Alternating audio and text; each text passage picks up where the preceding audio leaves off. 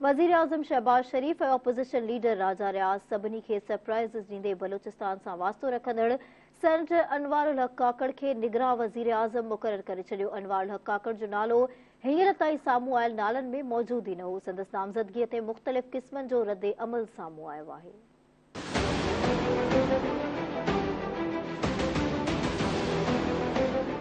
केर थींदो निगरान वज़ीर आज़म? $1 मिलियन जे सुवाल जो सभिनी खे जवाब मिली वियो। वज़ीर आज़म शहबाज शरीफ़ ऐं अपोजिशन लीडर राजा रियाज़ विच में इतफ़ाक़ राय सां सेनेटर अनवारुल हक खे निगरान वज़ीर आज़म नामज़द कयो वियो, जंहिंजी सदर आरिफ अलवी बि मंज़ूरी ॾिनी आहे। निगरान वज़ीर आज़म जी मुक़ररी लाइ वज़ीर आज़म शहबाज शरीफ़ ऐं अपोजिशन लीडर राजा रियाज़ वटि राति 12 वॻे ताईं जो वक़्तु हो, पर ॿिन्ही अॻवाननि ख़ुशि असलूबी सां इतफ़ाक़ कयो ऐं हीउ मामिलो पार्लियामेनी कमेटी वञण खां बची वियो। वज़ीर आज़म शहबाज शरीफ़ सां मुलाक़ात बैदि अपोजिशन लीडर राजा रियाज़ निगरान वज़ीर आज़म लाइ बलूचिस्तान अवामी पार्टी जे अनवारुल हक काकड़ जे नाले जो ऐलान कयो।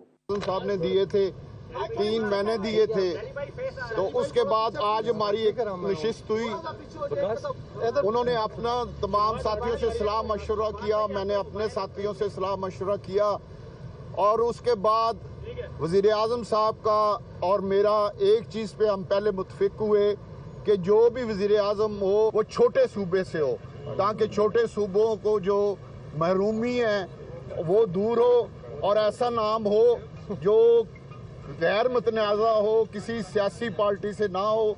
तो उस पर फिर हमारा इत्तेफाक हुआ है अनवारुल हक काकड़ साहब पे वो वज़ीर आज़म होंगे। वो फैसला ये हुआ है कि बाकी 5 नाम जो हैं वो हम किसी को नहीं बताएंगे, लेकिन ये नाम मैंने दिया था और वज़ीर आज़म साहब ने इस नाम पे इत्तेफाक किया है।